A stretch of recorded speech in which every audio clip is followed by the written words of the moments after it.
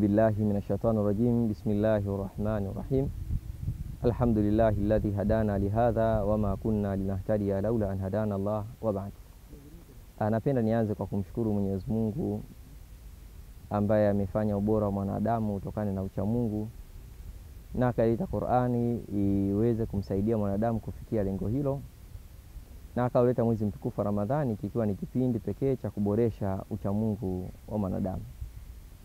Ndugu mtazamaji na msikilizaji wa kipindi chetu cha Ramadhani na wewe, tunaendelea kama ilivyokuwa ada na desturi, na leo tunakuja na jambo jingine ambalo linafungamana na mambo haya ya Ramadhani.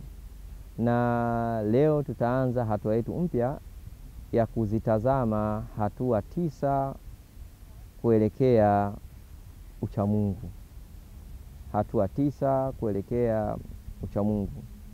Na katika kipindi chetu cha leo nitapenda nianze na utangulizi wa jambo hili ambalo tumelikusudia kama jambo la awali kabisa ambalo ni muhimu katika safari hii ya kuelekea kwenye ucha Mungu. Sote tunafahamu na tunajua Mwenyezi Mungu Subhanahu wa Ta'ala amekusudia mwezi mtukufu wa Ramadhani uwe ni mwezi wa kumboresha na kumratibu kiumbe anaitwa mwanadamu. Na ili mwanadamu aboreshwe na kuratibiwa, lazima pawepo na nyenzo, pawepo na njia, pawepo na miongozo ya kumsaidia mwanadamu kufikia kwenye hilo. Na kusudio hilo la ucha Mungu ni kusudio kubwa. Na kusudio hilo la ucha Mungu ni kusudio nyeti. Na kusudio hilo la ucha Mungu ndilo kusudio ambalo linaonyesha thamani na linaonyesha ubora wa mwanadamu. Aliulizwa Mtume Muhammadin sallallahu alayhi wasallam, ni nani mbora katika watu? Jibu la Mtume lilikuwa ni maneno mafupi tu, aliyekuwa mbora katika watu ni yule ambaye amewazidi hao watu kwa ucha Mungu. Sisi kama waja wake, katika moja ya mambo tumombe Mwenyezi Mungu, tuombe mambo makubwa 3. Inni as'aluka alhuda. La kwanza tuombe Mwenyezi Mungu atujalie uongofu, ama atujalie kuongoka katika njia iliyokuwa sawa sawa. Watuka. Jambo la pili, Mwenyezi Mungu atujalie sisi tuwe ni wacha Mungu. Na jambo la 3, wal afafa wal ghina. Mambo haya ukiyatazama katika ujumla wake wote ni mambo makubwa sana, lakini katika ujumla wa mambo haya, moja ya jambo ambalo limeelezwa ni jambo la ucha Mungu. Kwa hiyo itakuwa ni busara kabla ya kuzitazama hizo hatua kuelekea swala zima la ucha Mungu, basi ni vema tukafahamu japo kwa awali tunapozungumza ucha Mungu kwanza ni nini, mpaka tuanze kuzitazama hizo hatua. Na kwa nini liwe ni jambo nyeti katika mambo muhimu ya kibinadamu? Ni kwa sababu ucha Mungu ndio kiunganishi cha mahusiano baina ya mwanadamu mmoja na wanadamu wenzake, baina ya mwanadamu mmoja na mazingira yake, baina ya mwanadamu mmoja na teknolojia, baina ya mwanadamu na Mungu wake, na baina ya mwanadamu na viumbe visivyoonekana. Basi kinachomuunganisha mwanadamu katika viwango vya ubora basi ni jambo zima la ucha Mungu.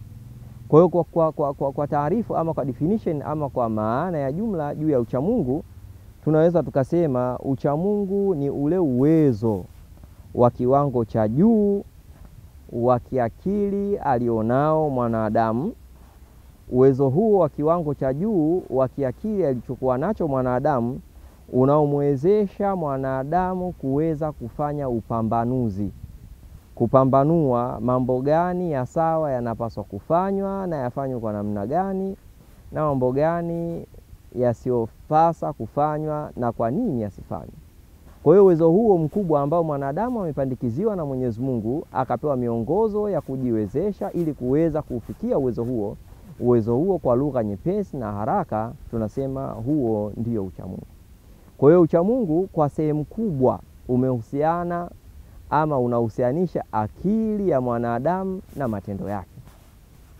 Na uwezo huu akili ambao mwanadamu anao unaomwezesha kuyaona mambo haya katika jicho pevu, ndipo pale Mwenyezi Mungu alipozungumza kwenye Qur'ani akasema, innama yakhsha Allahu min ibadihi ulama, hakika ya kweli anayemcha kikweli Mwenyezi Mungu, anayemfuatilia Mwenyezi Mungu vilivyo, anayemtambua Mwenyezi Mungu kwa uwezo mkubwa, basi moja ya kigezo muhimu Mwenyezi Mungu akasema ni yule ambaye ana maarifa, yule ambaye mwana wa chuoni, yule ambaye ana elimu.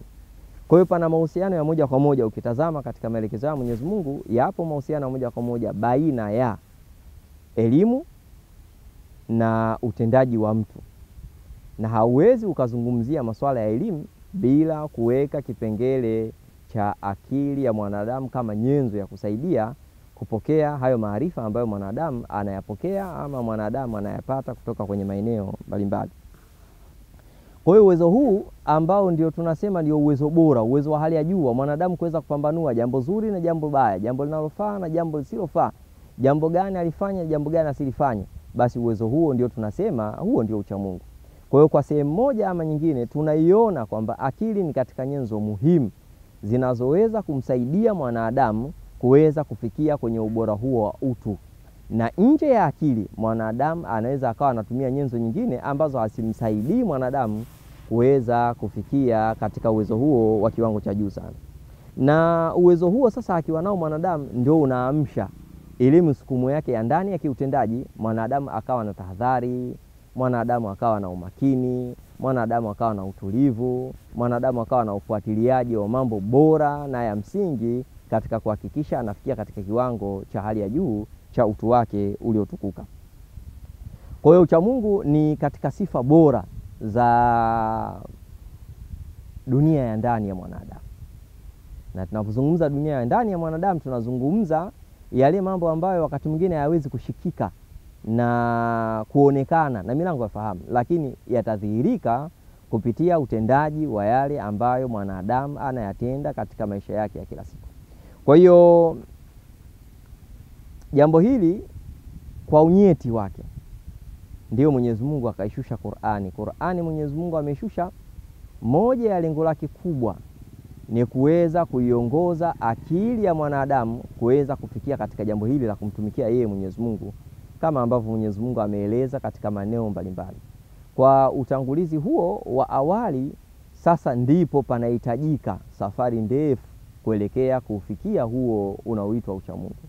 Na safari hiyo sio safari ya muda mfupi, safari ambayo inahitaji, wataalamu wa kizungu wanaita lazima pawe na consistency. Consistency maana yake ni kudumu na hizo hatua. Ukiweza kudumu na hizo hatua ndio unaweza kufikia kwenye iko kilele kinachoitwa ucha Mungu. Maana yake akili yako itakuwa imeweza kunoleka vizuri, akili yako imeweza kushikamana vizuri, akili yako imeweza kuwa imara kuweza kuzifikia hatua hizo ambazo tunaziita hatua takriban 9 kwa muktadha wa mazungumzo yetu, na zinaweza zikaongezeka ama zinaweza zikapungua kwa muktadha wa mtu anayetaka kuzungumza juu ya jambo hilo. Kwa hatua hizi 9 tumezitoa katika neno Ramadhani. Hatua hizi 9 tunazipata katika neno Ramadhani. Tukilifafanua neno Ramadhani kwa herufi moja moja, basi ni kama vile tunazungumza hatua hizi 9 mtu akizifuata ama akizipitia vizuri, basi mwisho wa hizi hatua zinamfikisha katika kilele hicho cha ucha Mungu.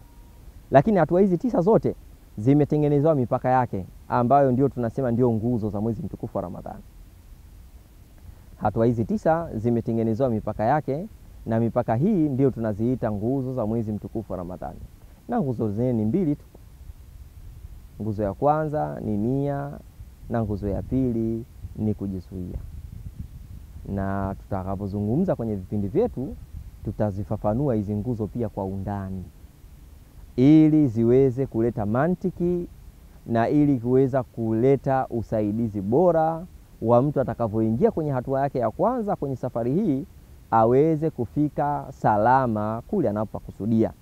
Na asipoelewa hizi nguzo ama hii mihimili miwili, basi kuna uwezekano mkubwa wa hatua zake kuweza kuharibika kwa namna moja ama nyingine. Lakini zikieleweka hatua hizi 9 kwa kuanzia kwenye hii mihimili yake mikuu miwili ya nia na kujizuia, basi hatua hizi zinaweza zikafikiwa kwa wepesi sana. Kwa hiyo leo kama sehemu ya ufunguzi juu ya jambo letu hili la hatua 9 kuelekea uchamungu, leo tutapendelea kuzitaja, na kisha Mwenyezi Mungu atakapotupa taufiki yake tutaanza kuichambua hatua moja mpaka hatua nyingine, ili kila mmoja wetu anayetufuatilia katika kipindi chetu cha Ramadhani na wewe aweze kunatijika, aweze kupata mafunzo na hatimaye aweze kufikia makusudio yaliyokusudiwa. Na hatua hizi sio hatua ndogo, ni hatua kubwa, lakini zitakuwa kubwa kama zitaweza kufikiwa kwa uzingatifu. Na hatua hizi ndio kwa namna moja ama nyingine zimetengeneza kitabu kinachoitwa Ramadhani na Safari ya Utambuzi. Safari ya utambuzi ni safari ya kufikia uchamungu, na lugha nyepesi ya kufahamika uchamungu kama tulivyoielezea ni kwamba ni utambuzi. Anayeweza kufikia kilele cha juu cha utambuzi, akatambua mambo gani ya muhimu yafanye akayafanya, na mambo gani si ya muhimu kuyafanya akayaacha, basi huyu tunasema ndio mchamungu, na mazingira yetu ya kawaida tunamtambua kama ni mtambuzi. Kwa hiyo utambuzi ni uchamungu na uchamungu ni utambuzi, na kilele bora cha hayo basi ndio leo tunaanza kukifanyia uelekeo wa pamoja, ili tuweze kupita katika hatua moja mpaka hatua nyingine. Hatua ya kwanza, baada ya kuzielewa zile nguzo kubwa mbili ya nia na kujizuia, hatua ya kwanza kabisa ya safari hii, kwa sababu ni safari ya kuelekea kwa Mwenyezi Mungu kupitia mahusiano baina yako wewe na wanadamu wenzako, basi hatua ya kwanza tunaieleza kwamba ni kurudi kwa Mola wako mlezi kikweli. Kwa nini? Kwa sababu yeye bado anakupenda. Kwa hiyo hatua ya kwanza kuelekea katika uchamungu inaanzwa kwa kufunguliwa na hatua ya kurudi kwa Mwenyezi Mungu. Na usipoanza na hatua hii, maana yake safari yako unakuwa unaenda patapotea. Lakini hatua hii ndio hatua ya kwanza kabisa, tutaitolea ufafanuzi. Unaporudi kwa Mola wako mlezi kikweli inamaanisha nini? Na itakuwa ni kweli mimi nisharudi kwa Mola wangu mlezi kikweli, na dalili gani zitakazonionyesha na kunijulisha kwamba kweli nimerudi kwa Mola wangu mlezi, na dalili gani zitanionyesha kwamba mimi bado sijarudi kwa Mola wangu mlezi. Kwa hatua yetu ya kwanza kuelekea katika uchamungu ni kurudi kwa Mola wako, kumjua Mola wako ni yupi, anataka nini, hataki nini, na anataka nini wakati gani, hataki nini wakati gani. Hii itakuwa ni hatua yetu ya kwanza, tutaichambua vizuri ili kila mmoja wetu aelewe vizuri napozungumza hivyo na maanisha nini. Akili yangu nimeifungua kuweza kurudi kwa Mola wangu, ama akili yangu bado sijaifungua? Ninapoyafanya majambo yangu, nayafanya majambo yangu nikiwa nimefunguka akili yangu kwa kujua na mkusudia Mungu, ama najikusudia mimi na wakusudia wanadamu wenzangu, ama na wakusudia viumbe wasiokuwa hawa binadamu? Rudi kwa Mola wako kikweli, yeye bado anakupenda, ndio hatua ya kwanza ya kuelekea katika uchamungu. Na hatua hii kirukwa, maana yake unasema hatua nyingine zote hazina maana, kwa sababu safari yako utakuwa haujui unaelekea wapi. Lakini hatua hii ukiwa umeielewa vizuri, itakusaidia sana kurudi katika njia iliyokuwa ya sawa, na itakusaidia kupatia katika namna iliyokuwa sawa. Kwa nini? Kwa sababu akili yako itakuwa inafanya kazi vizuri na utaweza kufikia kwenye lile kusudio ambalo limekusudiwa. Hiyo ndio nukta yetu ya kwanza. Lakini nukta ya pili, unaporudi kwa Mola wako unaenda kufanya nini na Mwenyezi Mungu amekusudia nini? Hatua ya pili ni kuanza na nafsi yako. Hatua ya pili katika hatua za kufikia uchamungu, hatua ya pili ni kuanza na nafsi yako. Na ukishaanza na nafsi yako, unaziendea nafsi za jamaa zako. Na kipindi bora kabisa cha mwezi mtukufu wa Ramadhani, hayo yote una uwezo kuyatekeleza. Na akili yako ikibaki imara, ikajua kwamba yenyewe imeanza hii safari ya kufikia uchamungu, basi hatua zako kila siku zitakuwa zinaendelea mbele kuhakikisha mpaka umefikia katika kiwango kilichokuwa cha sawa, kiwango kizuri. Na hatua ya tatu baada ya kuanza na nafsi yako, itakuwa ni namna gani unadhibiti muda kama silaha yako ya kukulinda. Itakuwa ni silaha yako kulinda ule uchamungu wako uliopata, akili yako iweze kupembua mambo katika namna iliyokuwa ya sawa sawa, na hatimaye iweze kuuzingatia na kuutunza muda na kuingiza katika mambo yaliyokuwa bora, na si tu kuutumia muda katika mambo ambayo hayana mtiririko uliokuwa sawa sawa ama mtiririko uliokuwa mzuri. Kwa hiyo neno R, neno A, neno M kama hatua kuelekea kwenye hiyo safari yetu. Tunakuja kwenye neno jingine A. A ya pili ni inakamilisha neno rama. Amrisha mema katika jamii bila kuchoka. Hatua ya tatu katika kuelekea uchamungu. Uchamungu si ubinafsi. Uchamungu ni ujumuishi binadamu wote kuhakikisha tunatenda yale ambayo yanatakiwa kwa kuzihudhurisha akili zetu kufanya katika namna iliyokuwa bora na namna iliyokuwa ya sawa sawa. Kwa hiyo utaamrisha mema katika jamii bila kuchoka. Mcha Mungu hachoki kwenye kuamrisha mema. Mcha Mungu hachukii kwenye kuamrisha mema. Mcha Mungu haudhiki katika kuamrisha yaliyokuwa mema. Isipokuwa anafanya mambo yake kuamrisha mema katika namna iliyokuwa nzuri na namna iliyokuwa sawa sawa. Na tutatoa ufafanuzi tunaposema amrisha mema bila kuchoka tunamaanisha nini. Na jambo la tatu katika harakati hiyo ya kuendea ucha Mungu, mwanadamu hayafanyi haya akiwa nje ya dunia. Mwanadamu hayafanya haya akiwa katika ulimwengu huu, na akikosa kutumia vizuri fursa yake ndani ya dunia hii basi atakuwa amepoteza. Kwa hiyo nukta ya tano ni dunia isikupumbaze. Akhera ndio mpango. Safari yako hii ya kuelekea kwenye ucha Mungu, dunia ni katika maeneo ambayo unafanyia hii kazi. Unaitazamaje dunia katika mpango wake wa sawa? Unaitazamaje dunia kama nyenzo kukusaidia kwenye hatua zako? Na akhera unaitazamaje? Kwa hiyo dunia na akhera unazitazama katika jicho pevu zitakazokuwezesha kutoka hatua moja kwenda kwenye hatua nyingine.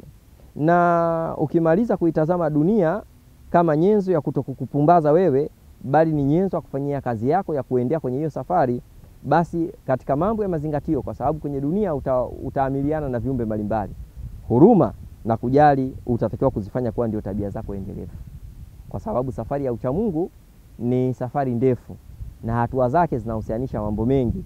Moja ya jambo ambalo linahusianisha kwenye hatua hizo ni kuzingatia huruma yako na kujali kwako kama ni tabia ambayo ni tabia endelevu inayokuwezesha kwenda katika namna iliyokuwa nzuri. Na hatua nyingine ya 7 ni kuacha mazoea. Hatua kuelekea ucha Mungu ni hatua kubwa sana. Katika moja ya jambo linakwaza ni kuyafanya mambo kwa mazoea mabaya. Kuna mazoea mazuri na mazoea mabaya. Mazoea tunayozungumza hapa ambayo yanapaswa mtu anayesafiri safari ya kuelekea kwenye ucha Mungu ni kuacha mazoea yaliyokuwa mabaya, badala yake kuyatumia mazoea yaliyokuwa mazuri au mazoea ya mambo ya mazuri, na kwa kuyazingatia hayo basi yatakusaidia kutoangamia. Na ikiwa ni safari ya kuendelea kwenye ucha Mungu, jambo linalofuata ni kumtegemea Mwenyezi Mungu. Nusura ya Allah ipo karibu. Ukiwa unafanya safari ya kuelekea kwa Mwenyezi Mungu ama na safari ya kuelekea kwenye ucha Mungu, hatua zake, hatua nyingine ni nusura Allah ipo karibu. Anayehangaika na jambo hili basi lazima ajue vikwazo vyote atakavyokutana navyo, changamoto zote atakazokumbana nazo, kwa sababu ni safari ya kurudi kwa Mola wake, basi nusura ya Allah lazima ajue ipo karibu. Na nusura hiyo ya Allah subhanahu wa ta'ala itakuwa na mchango muhimu sana. Nusura hiyo itakuwa na mchango wa kipekee sana wa kumsaidia mwanadamu kuweza kunufaika na kila aina ya fursa inayompitikia katika harakati zake za kufika kwenye hilo alilokusudia. Na kulinda hayo basi ni kuamua kuishi maisha ya kistaarabu, kuamua kuishi maisha ya Kiislamu hata baada ya mwezi mtukufu wa Ramadhani kuisha. Kwa sababu Ibilisi atakuwa anaziingilia hizi hatua za kuelekea kufikia ucha Mungu wako, na anaweza akaziharibu hatua zote ambazo ulizianza kwa namna iliyokuwa bora na namna iliyokuwa nzuri. Hatua zetu hizo ni hatua 9 za kuelekea kwenye safari ya ucha Mungu, na huo ndio mwanzo wetu, na tutaanza kuichambua hatua moja baada ya nyingine tuione kwa undani. Hatua hii ya kwanza ya kurudi kwa Mola wangu, mambo gani napaswa kuyazingatia? Na nikirudi kwa Mwenyezi Mungu, Mwenyezi Mungu ananiambia nini? Nikirudi kwa Mwenyezi Mungu, Mwenyezi Mungu ananipa maelekezo gani? Nikirudi kwa Mwenyezi Mungu, Mwenyezi Mungu ananipa msisitizo gani, na Mwenyezi Mungu ananipa vibali gani vya kuzingatia ili niweze kwenda salama kuweza kufika kwenye yale makusudio iliyokusudia. Tumeeleza mwanzo ni hatua hizi. Na kwa sababu ni hatua, lazima kutakuwa na sakafu yake ya kupitia. Na sakafu yake ya kupitia tukaeleza ni nguzo 2 za somo ya Ramadhani, baina ya nia na kujizuia, ili mwanadamu aweze kuzifika ama kuzifikia zile hatua alizokusudia. Na mwisho wa hatua hizi ni kufika kwenye kilele cha ucha Mungu, ambacho ndicho kilele cha utu ama kilele cha ubinadamu. Na kwa kuzingatia hayo, mwanadamu anaweza akafaidika na yote anayofanya, na makazi yake ya dunia yakawa ni mahala bora. Lakini msisitizo wa pekee na muhimu ni namna gani mwanadamu anaweza kaitumia akili yake kumdumisha ama kumbakisha kwenye jambo hilo. Akili ikienda likizo, basi haiwezi kumsaidia kwenye hizi hatua za kufikia kwenye uchamungu.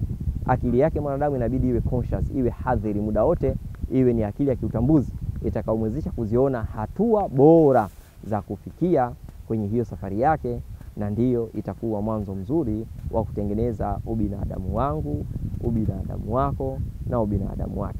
Mwenyezi Mungu aturuzuku na kufanya wepesi tuweze kuziona hatua hizo katika undani wake, na zitusaidie sisi ili kuweza kufika kwenye hiko kilele cha utu, kilele cha ubora uliotukuka. Kwa leo napenda nikushukuru.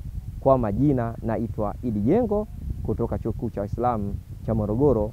Usiache kufuatilia katika vipindi vyetu vingine ambavyo ni vinaruka moja kwa moja katika YouTube ya Muslim University of Morogoro, lakini vikiwa na anwani ile ile pendwa, Ramadhani na wewe. Mimi ni mwakilishi wako katika kipindi chako cha leo. Asalamu alaykum wa rahmatullahi wa barakatuh.